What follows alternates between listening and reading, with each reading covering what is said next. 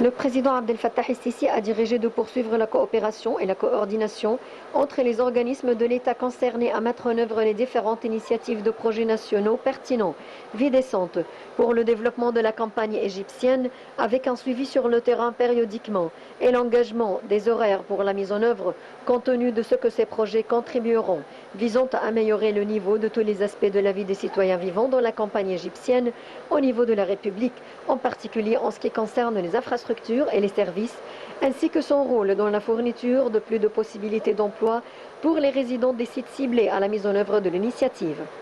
Le ministre du Logement, des Services publics et des agglomérations urbaines, Assem El-Gazzar, a présenté les efforts du ministère du Logement dans le cadre des projets liés à la première phase de l'initiative. Vie décente au niveau de la République, notamment dans les secteurs de l'assainissement, les usines de traitement de l'eau, ainsi que divers services et projets tels que Sakan Misr. Le président El-Sisi a également examiné les projets en cours pour développer la région du Caire historique qui vise à restaurer l'image civilisée du Caire d'une manière compatible avec sa longue histoire, en particulier au niveau du tourisme, des loisirs et de la culture, y compris le développement continu du processus de Ain al-Sira et ses environs, ainsi que le développement de la zone du triangle Maspero, le développement de la corniche du Nil à travers Mamsha Ahl Misr, qui représente un important projet parmi les projets touristiques. Le chef de l'État a également examiné la situation des installations exécutives, des installations et des services dans différentes villes et de nouvelles communautés urbaines dans tout le pays, surtout en ce qui concerne la nouvelle capitale administrative et la nouvelle ville d'El Alamein.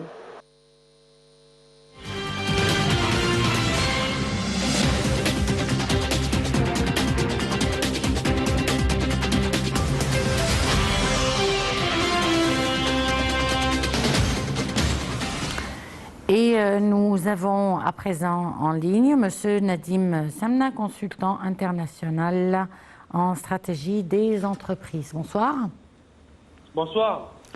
Alors, partant de cette initiative Une vie décente, on voudrait parler sur le plan économique. Cette initiative, que va-t-elle apporter à l'économie et au développement en Égypte?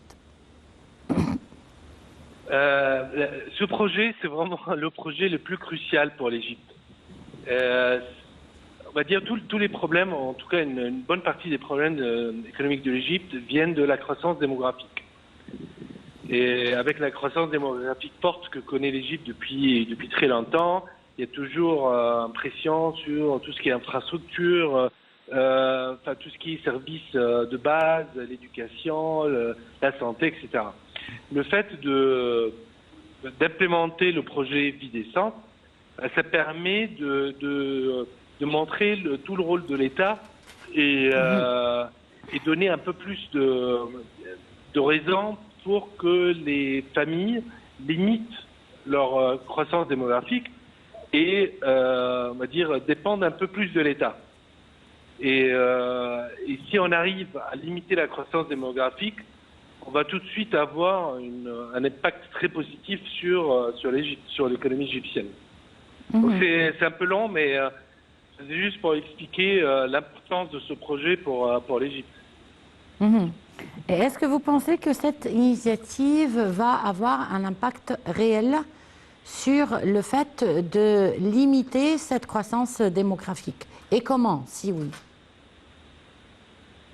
En fait, la croissance démographique, de manière très simple, surtout les populations pauvres, préfèrent avoir plus d'enfants en espérant que parmi leurs nombreux enfants, il y ait un médecin ou un ingénieur, un avocat qui va permettre de les soutenir, on va dire, pendant leur retraite ou qui va permettre de subvenir à leurs besoins. Donc le fait de savoir ou de sentir que l'État est là, est fiable et il peut leur apporter ce soutien, ils n'auront plus besoin d'avoir beaucoup d'enfants.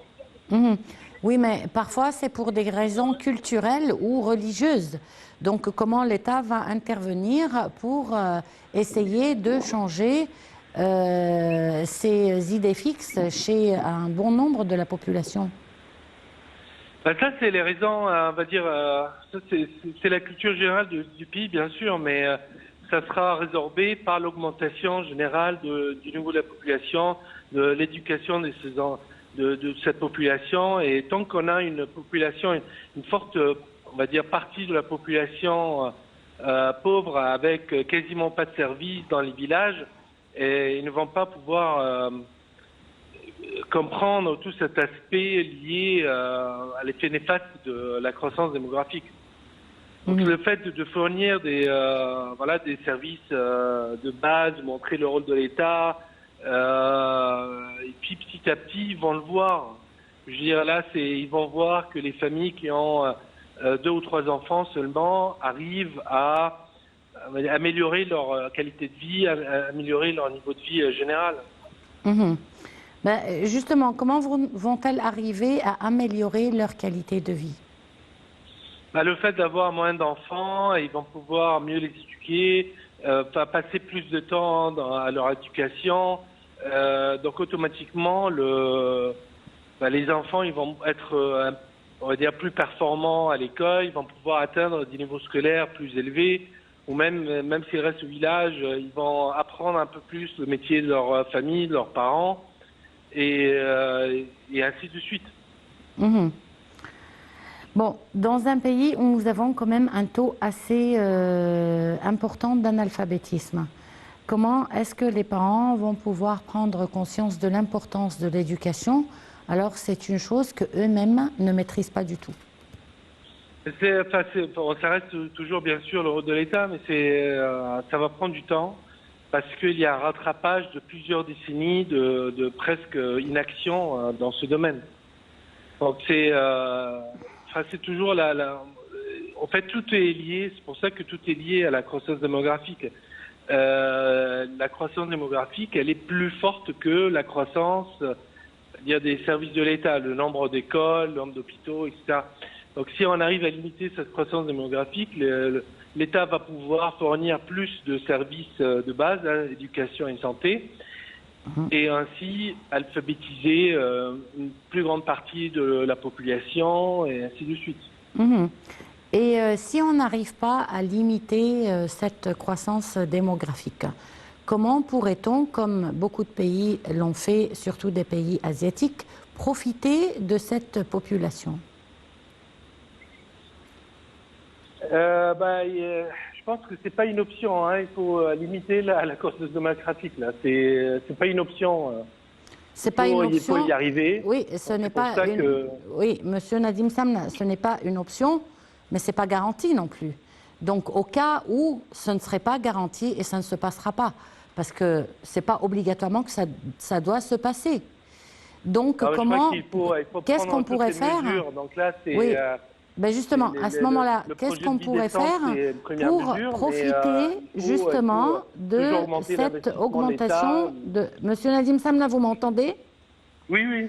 Oui, alors je vous disais, comment pourrait-on faire comme d'autres pays asiatiques l'ont fait, comme la Chine l'a fait, comme la Corée l'a fait, pour justement profiter de cette population?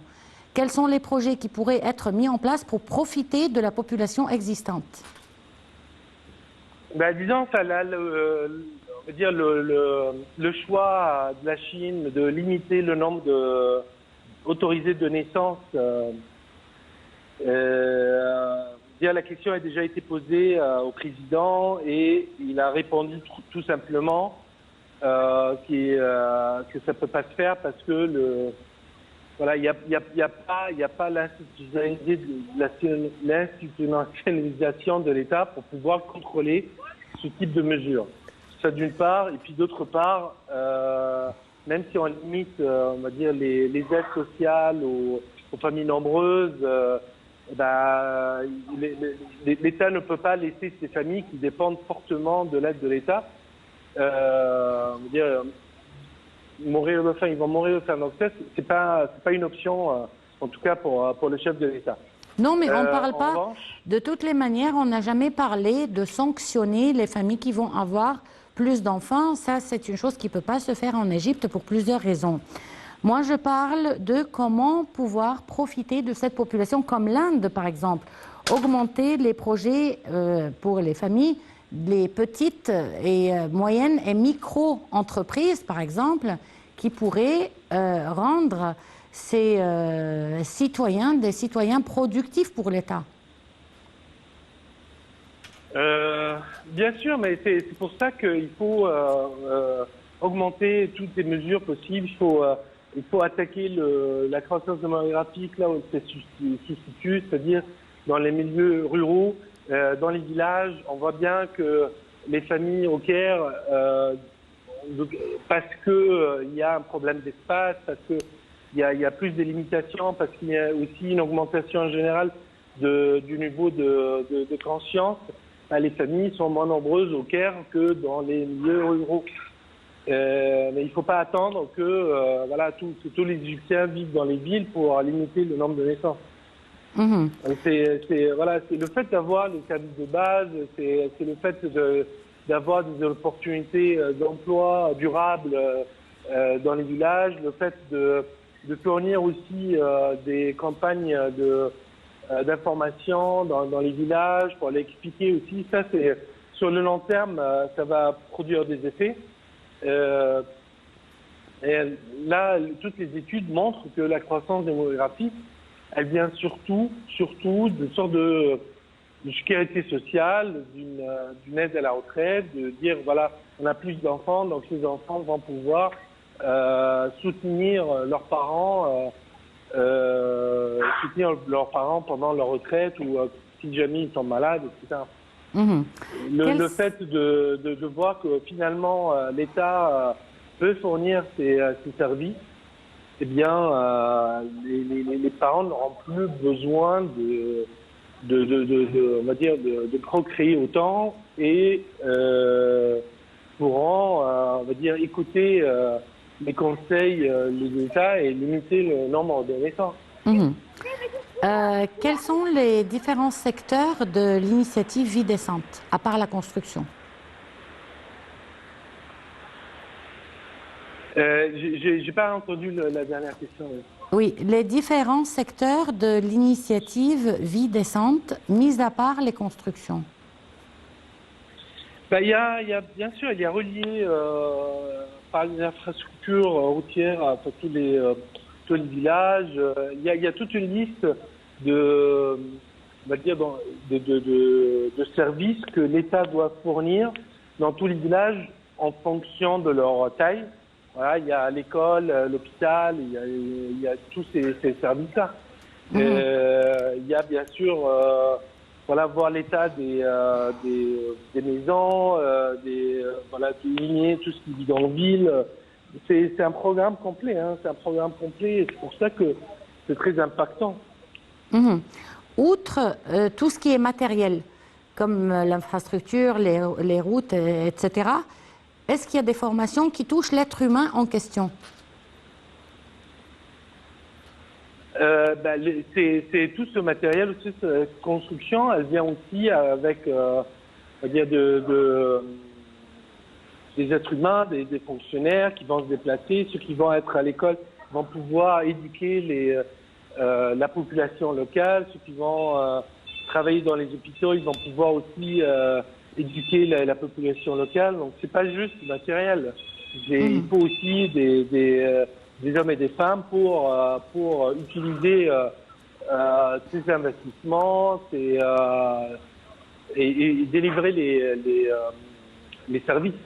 Mmh. Et c'est à travers ce contact, on va dire, de visu là, ils vont créer une confiance, ils vont permettre une meilleure éducation de la population, meilleure par exemple que des campagnes télé qui étaient le moyen utilisé jusqu'à maintenant. Mmh. Monsieur Nadim Samna, je vous remercie beaucoup pour cette intervention. Une petite pause et on se retrouve tout de suite après.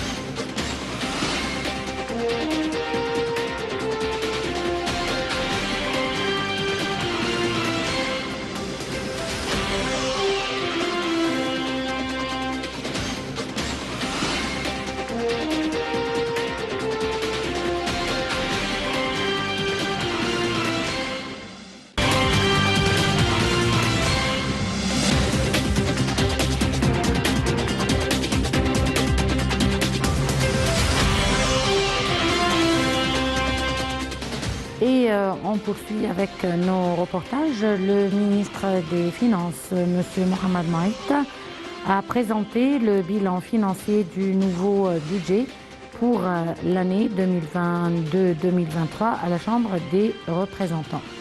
Il a indiqué que les montants alloués à la protection sociale avaient été alloués au volet salarial du nouveau projet du budget. Il a en outre souligné que 90 milliards de livres égyptiennes allaient être destinés à la subvention des produits alimentaires et le pain pour environ 71 millions de citoyens. Le point.